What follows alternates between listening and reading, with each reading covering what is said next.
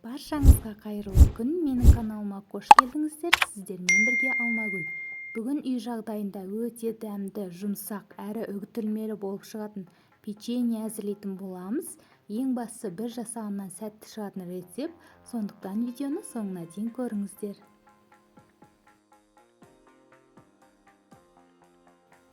Ол үшін бізге қажетті заттар: сары май, ұн, жұмыртқа, қант, майонез, қопсытқыш, тұз.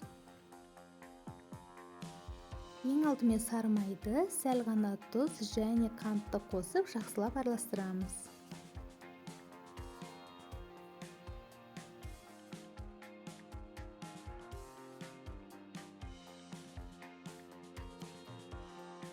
Араластырып болғаннан кейін үстіне жұмыртқа, майонезді қосып, тағы да біркелкі қылып араластырамыз.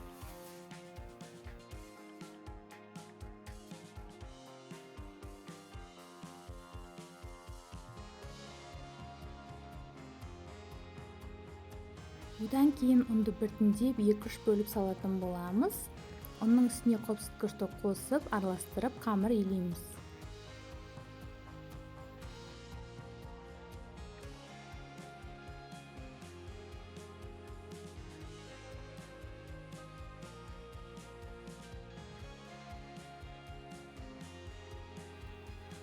Бізде осындай қамыр шығатын болады. Енді 20 минутқа холодильникке салып қоямыз.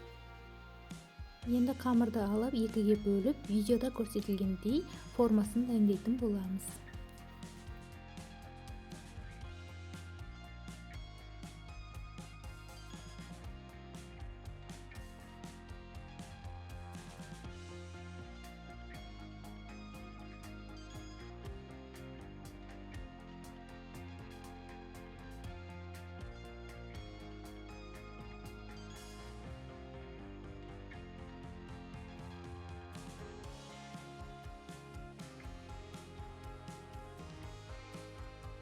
Енді қызып тұрған пеште 180 градуста 15-20 минут пісіріп аламыз. Үгітілмелі печеньеміз дайын, өте дәмді, жұмсақ болып шығады. Бір жасағаннан сәтті шығатын рецепт. Видео ұнаған болса, каналға тіркеліп, лайк басуды ұмытпаңыздар.